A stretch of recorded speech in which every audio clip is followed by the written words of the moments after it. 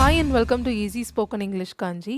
இந்த series of வீடியோஸில் நம்ம எல்லா டென்சஸுடைய பாசிவ் வாய்ஸ் ஸ்ட்ரக்சர்ஸ் பார்த்துட்ருக்கோம். இன்றைக்கி இந்த வீடியோவில் பார்க்க போகிறது past perfect tense passive voice. Okay, already நம்ம 6 டென்சஸ் பார்த்துருக்கோம். Present, past, future simple tenses, present past continuous tenses, ஃபியூச்சர் கண்டினியூஸ் டென்ஸ்க்கு பாசிவ் வாய்ஸ் ஃபார்ம் கிடையாது. ப்ரெசன்ட் பர்ஃபெக்ட் டென்ஸ் பார்த்துருக்கோம். ஸோ இந்த வீடியோவில் நம்ம பாஸ்ட் பர்ஃபெக்ட் டென்ஸ் பார்க்கலாம். Let's get started. Past perfect tense பொதுவாக பாசிவ் வாய்ஸில் என்ன அர்த்தத்தில் யூஸ் பண்ணுவோன்னு பார்த்தீங்கன்னா, செய்யப்பட்டிருந்த செயல்கள். ஸோ பாஸ்ட் பர்ஃபெக்ட் டென்ஸ்னாவே என்ன பண்ணுவோம், 2 பாஸ்ட் ஆக்ஷன் நடக்கும். அதில் முதல்ல நடந்த ஆக்ஷனுக்கு பாஸ்ட் பர்ஃபெக்ட் யூஸ் பண்ணுவோம், ரெண்டாவது நடந்த ஆக்ஷனுக்கு சிம்பிள் பாஸ்ட் யூஸ் பண்ணுவோம். ஸோ இப்படி தான் பாஸ்ட் பர்ஃபெக்ட் எப்போவுமே யூஸ் பண்ணோம் இல்லையா. பாஸ்ட் பர்ஃபெக்டுடைய ஆக்டிவ் வாய்ஸ் ஸ்ட்ரக்சர் பார்க்கணும்னு நினச்சிங்கன்னா மேலே அதோட லிங்க் நான் கொடுத்துருக்கேன், கண்டிப்பாக செக் அவுட் பண்ணி பாருங்கள். பாசிவ் வாய்ஸ் நம்ம எதுக்காக யூஸ் பண்ணுறோம், ஒரு ஆக்ஷனை யார் செய்கிறாங்கன்னு தெரியாது, இல்லை அது யார் செய்கிறாங்கன்றத சென்டென்ஸில் சொல்லணுன்ற அவசியம் இல்லை. இந்த காரணத்துக்காக தான் நம்ம பாசிவ் வாய்ஸ் யூஸ் பண்ணுவோம்.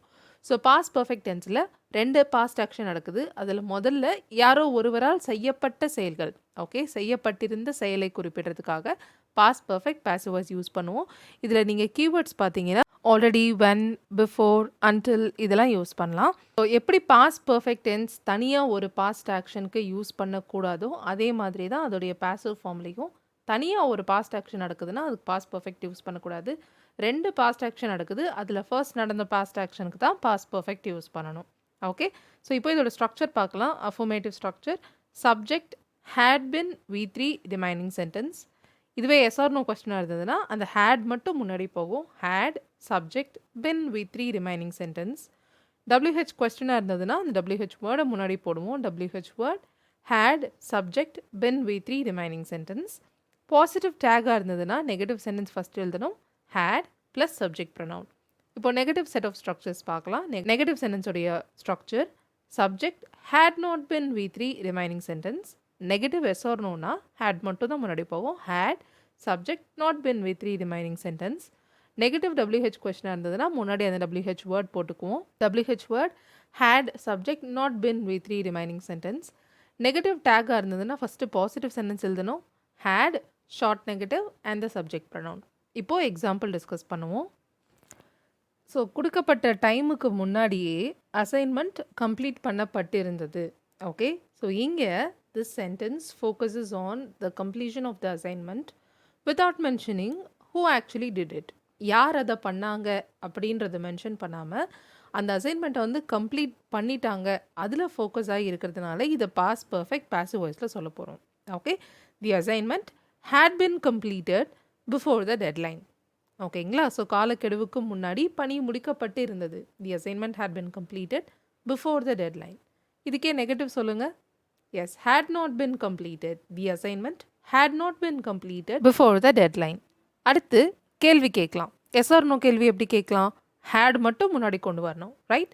had the assignment been completed before the deadline. டெட்லைனுக்கு முன்னாடியே அசைன்மெண்ட் முடிக்கப்பட்டு இருந்ததா, ரைட்டா. So had the assignment been completed before the deadline. இதே நெகட்டிவ் எஸ் ஆர் நோனா had the assignment not been completed before the deadline. டெட்லைனுக்கு முன்னாடி அசைன்மெண்ட் முடிக்கப்படாமல் இருந்ததா, இல்லை முடிக்கப்படவில்லையா. ஓகே, நெகட்டிவ்க்கு நம்ம சவுண்ட்ஸ் பார்க்கக்கூடாது தமிழில், நம்ம நிறைய வீடியோஸில் பார்த்துருக்கோம் இல்லையா.